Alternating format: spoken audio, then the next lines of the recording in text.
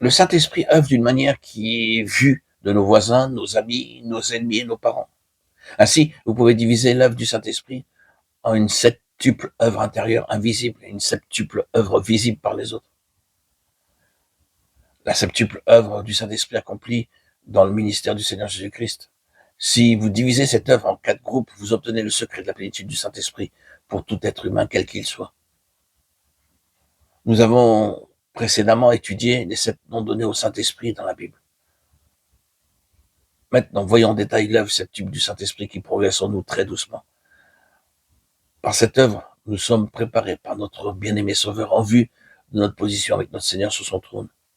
Cette œuvre est intérieure et invisible. Lorsque le Seigneur reviendra pour la seconde fois, que nous le verrons face à face, nous saurons parfaitement comment cette œuvre a progressé. Voyons Jean 3,6 et Tite 3,5. L'œuvre de la régénération est la première œuvre intérieure du Saint-Esprit. Par elle, nous sommes renouvelés dans notre esprit. En d'autres termes, nous naissons de nouveau. Dieu est esprit, Jean 4, 24. Si nous voulons connaître et entendre Dieu, si nous voulons le contacter et le sentir, c'est seulement par notre esprit que nous pouvons le connaître. Dieu m'a donné des yeux pour voir, des oreilles pour entendre, une bouche pour parler, des mains et des doigts pour me nourrir, des poumons pour respirer, des intestins pour assimiler la nourriture. De la même manière, il m'a donné un esprit pour les choses spirituelles. Dieu déclare clairement dans Matthieu 5, 8, « Heureux ceux qui ont le cœur pur, car ils verront Dieu. » Dieu peut être vu, mais pas par la vision naturelle. De même, selon Ésaïe 30, 21, « Tes oreilles entendront derrière toi la voix qui dira, voici le chemin, marchez-y. » Nous pouvons entendre la voix de Dieu, mais rarement avec nos oreilles naturelles.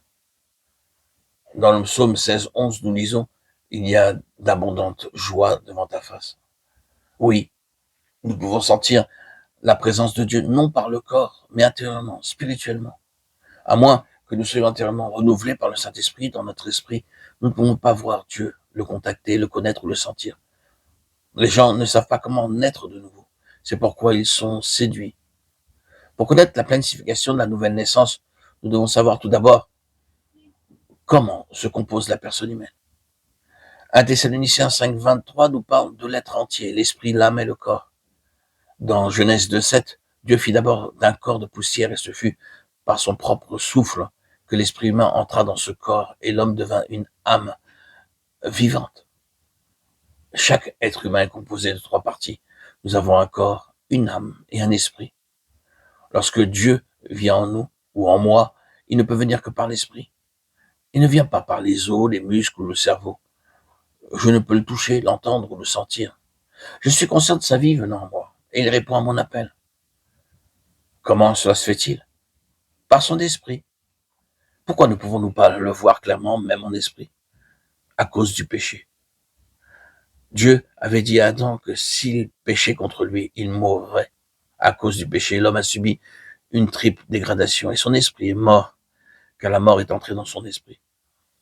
Si je veux commettre un péché, quel qu'il soit, je dois tuer ma conscience. Si ma bouche dit des mensonges, ma conscience m'aiguillonne me disant « Maintenant ne dis pas de mensonges, ne sois pas en colère, n'aie pas de haine envers un tel ou un tel. » Mais moi je dis à ma conscience « Toi reste tranquille, toi reste tranquille. » En d'autres termes, je tue ma conscience avant de commettre n'importe quel péché, que ce soit de la haine, de l'inimitié, de la jalousie, de la convoitise, l'impureté ou l'hypocrisie, je dois tuer ma conscience. Autrement dit, nous introduisons la mort dans notre esprit, car la conscience est une partie de l'esprit.